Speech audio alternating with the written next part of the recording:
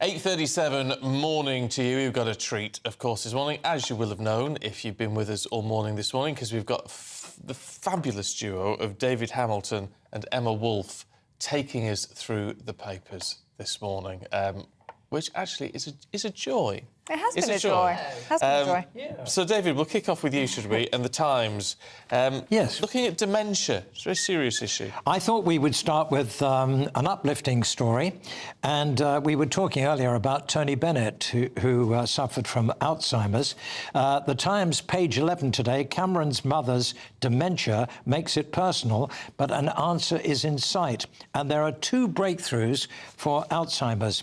There's a diagnostic home blood test, and there's a new drug. Why are the names of drugs always impossible to pronounce? It's very difficult. Couldn't they just make it an... I'm not going to even try, but what it does... Abamethsibab or something, it's always... Yeah, something like that. It slows cognitive decline by up to 60%. Wow. David Cameron, president of the Alzheimer's Research UK, says this is the beginning of the end. So isn't it good? Is that PM David Cameron? Huh? Is that David Yes, Cameron? the David Cameron. Yeah. I was going to say, isn't it good to hear a former Prime Minister doing something useful? Well, it is. Yeah. It is. I mean, it's interesting because dementia and Alzheimer's, I mean, there's a lot of thought, or there's always been a lot of thought, that it's just one of those things with ageing, and as we are all living longer, then, you know, brain decline, is all this happens. The fact that they can actually, you know, work on this and actually get results on this is phenomenal. It is really positive, and this drug was announced, I think, on Tuesday. But there are lots and lots of questions. Again, do we have the scanners involved in scanning a lot, you know, thousands and thousands of people? Do we have the resources in the NHS to provide this drug, which is not cheap? How are we going to diagnose people? Because the earlier you can get in there with this drug, the better the results.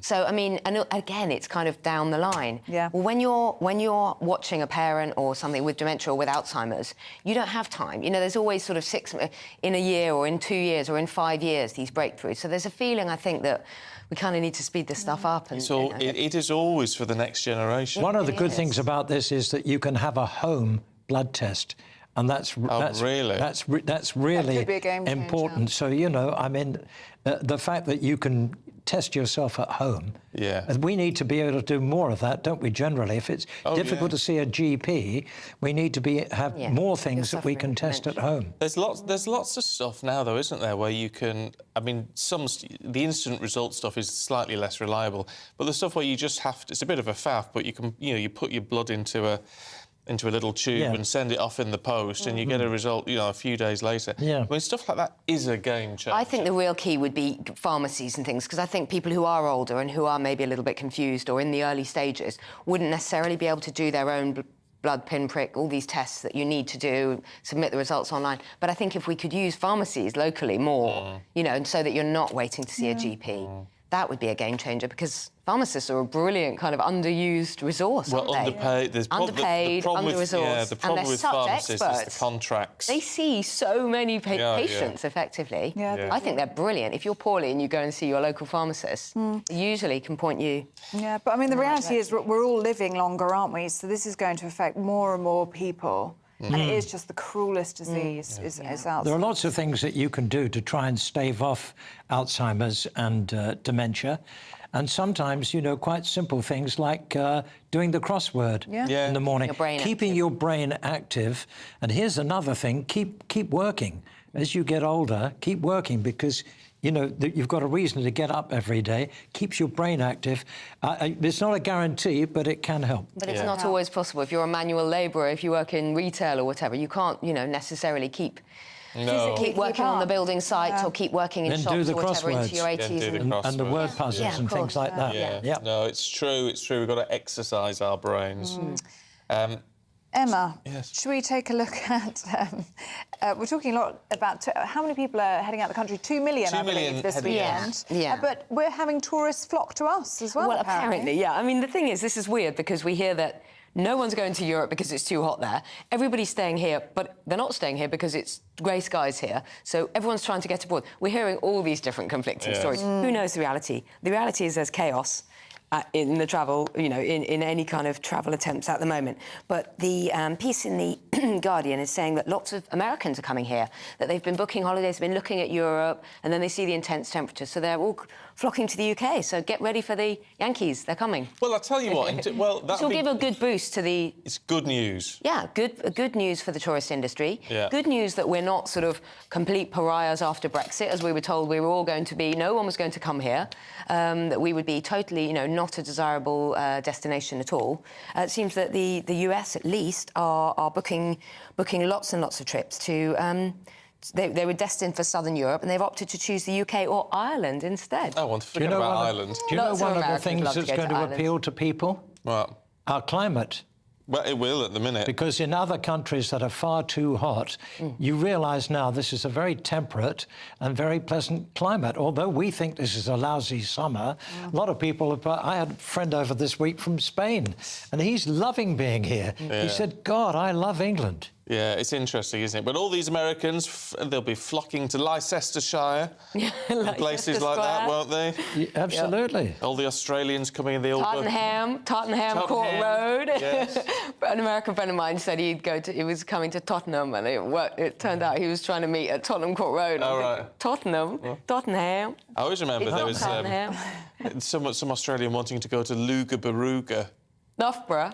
Oh, yes. Luga-Baruga. Edinburgh. Oh, that's Edinburgh. brilliant. Oh, Edinburgh. Well, it makes sense, but it's all wrong. Only Britain could come up with names like that, couldn't they? It's so British, isn't it, really?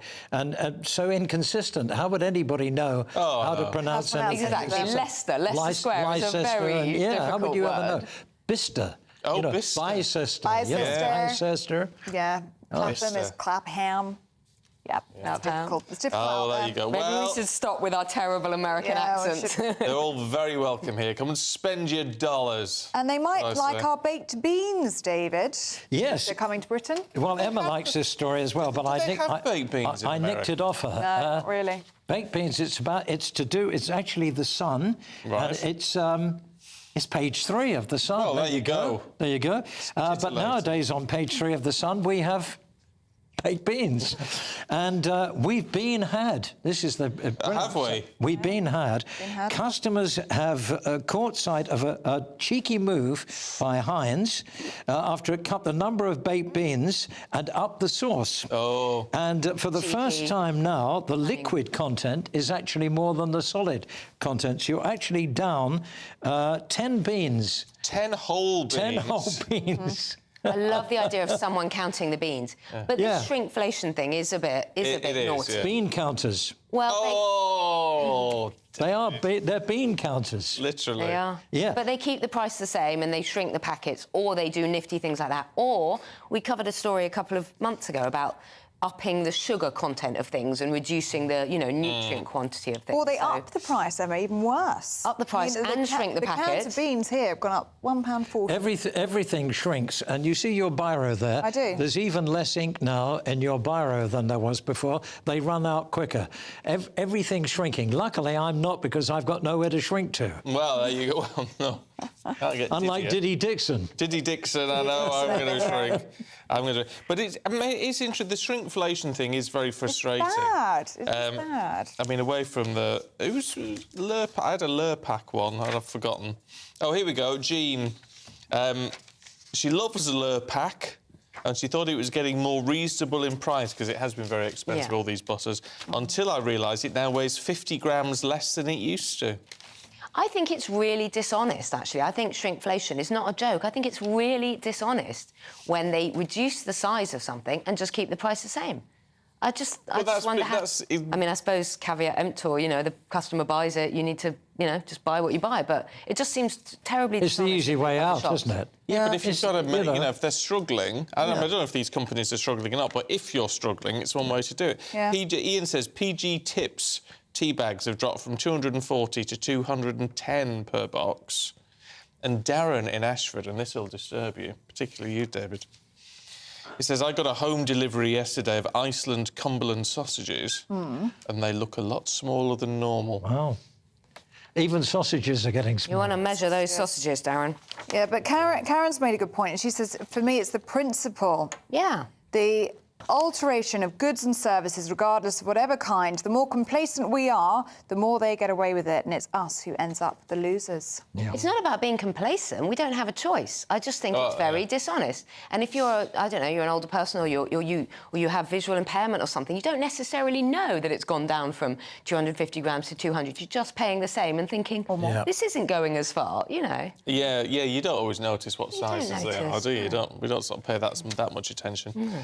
What's this brain toll of COVID in the Express, Emma? Yeah, very depressing. Apparently, if you get long COVID, the results can be as bad as ageing 10 years if you get bad symptoms and you're struggling. I don't think we know enough about long COVID. We hear about it. We hear really bad reports on how it can affect people.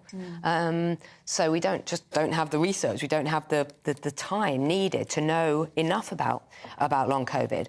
But researchers at King's College have been saying that people with COVID and other symptoms were given tasks, memory, attention, reasoning, processing speed and motor control. And the impact of COVID on the brain was comparable to the effect of a 10-year increase in age in our brains. So, you know, back to dementia and things, you know, it's a really, really worrying picture. Yeah, it is. I mean, I don't know what to make of things like long COVID. I've never had ordinary COVID, as far as I know. Still a lot of people still getting COVID? Yeah, There's another round of it now. Is there? Getting COVID. A new wave? A new wave. Well, I don't know about a new wave, but there's certainly more. Is it really? People getting it at the moment. And also, I don't know how reliable the statistics are, because no one I know is testing. We're not testing in the same ways.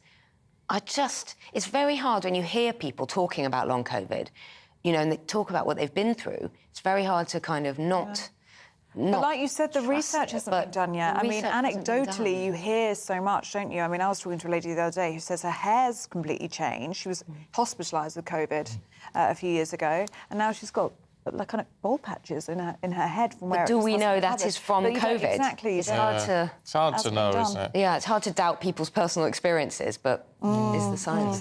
Just quickly, David, in the Mirror, if you want to buy, as I know you often do, a replica Premier football kit, you've got to fork out more money. This is going to really upset you, I can tell. But replica shirts rip off, and they're going up, like everything else, they're going up by 26%. Ouch. The highest rise is Nottingham Forest, and theirs is going up to £75 for a replica shirt. You'll also pay a lot for Brentford, Bournemouth and West Ham. They've all risen a lot. But here's the best bargain you could have. Fulham replica shirt, 80 quid, cheap at half the price. Right. Is that your team by any chance, David? Well, it just happens to be. Wow. Yes, I am a cottager. Are you? Well...